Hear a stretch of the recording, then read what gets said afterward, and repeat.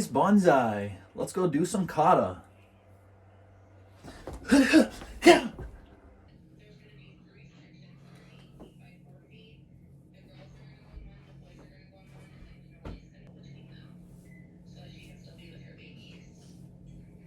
they're all gonna have their own page? Or are you gonna put them together?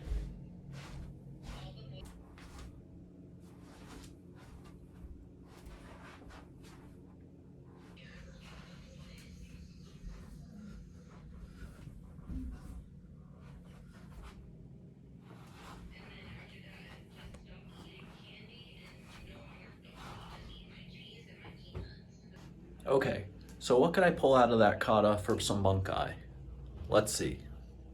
Alright guys, so this part of the kata, after the opening, I'm going to use that as a bunkai. So if there was somebody right here to my side, punch, back fist, punch. That's this. It's like a double strike. Punch, back fist. So I want to say this kata is basically to be used self-defense wise if you have people on both sides of you, just because of the way the opening is. So if there was somebody here and somebody here, double punch, punch, punch, double punch, punch, punch, and then you step, kick. That'd be for if somebody was from behind you. If someone was back here holding you. So you'd have these 3 strikes done that fast simultaneously. It would be boom, boom, boom, boom, boom, boom, boom, boom, boom, boom. Get in a ready position. Now that was one of the bunkais you could take out of that kata. But let's see if I can find another one. Let's find out. Okay, and now there's this part. When you're here, and then it's a scoop, kick, punch. So that's another part you can do. So say somebody is in front of you and they go to reach out and grab you with the left hand, you'd scoop, which this is also, what is it? What is that?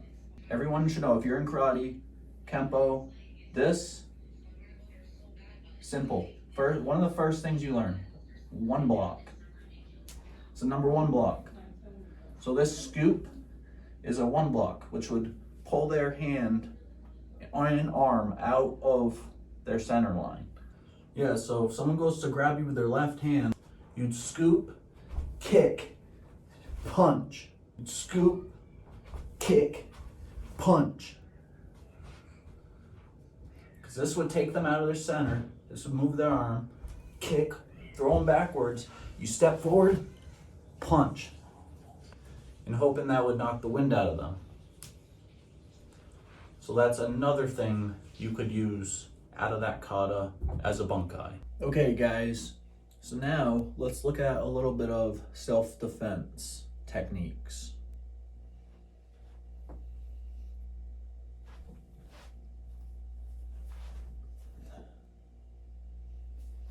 So all that is a simple block or an attack to the arm, a bicep, groin, face, cross cover. And when it's done quickly, it's not as easy to see, but with explanation, it clears it all up for you. Do you guys see it? So you're here, if they go to throw a right, you attack, drop, attack, attack, attack, cross cover. I mean, you could use all these separately. You don't have to use them all in coordination. It doesn't have to go, you know, you don't have to. This is just a set of self-defense. So if someone goes to throw a right, you could just attack, back fist to the head, you know? Or if they go throw a right, you could attack left with your left to their right and then just push them back. Because most of the time you do want to use piece and walk away without anyone getting injured. So now let's look at the self-defense technique, but let's slow it down just a little bit and just only focus on this first movement. Technically, what is this in karate or kempo? What is this? That's our block. We have 1, 2, 3. Now, when you do a block, we're not just trying to block the hit coming in. If I had a partner I was doing this with, they'd be throwing a punch. I'd be sitting here and I wouldn't just be blocking. Because you never just want to block and then come and strike. You want to attack.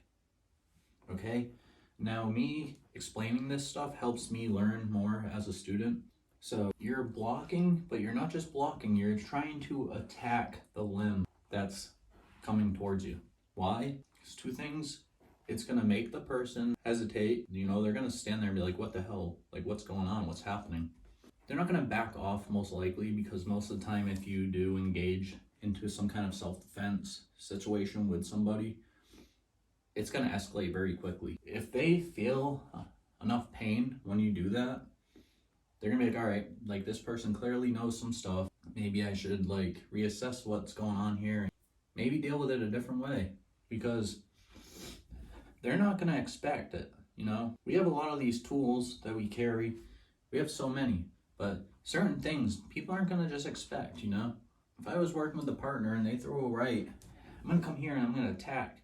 But if it was anyone else, you're going to attack that bicep so hard, it's going to leave their arm numb. Okay?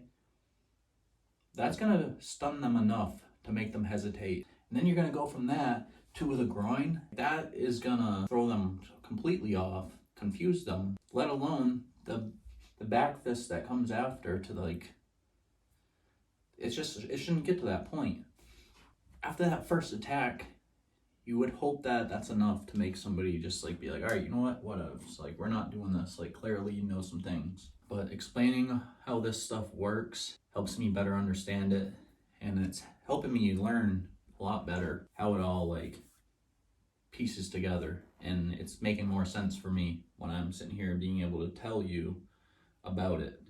There is just countless things you can do. I mean, the best thing to do is just not to be there, to get away. That's literally the best thing. Don't put yourself in a situation where you're gonna possibly have to use some kind of self-defense. That's literally like common sense. Really, that's just common sense. It's so crystal clear.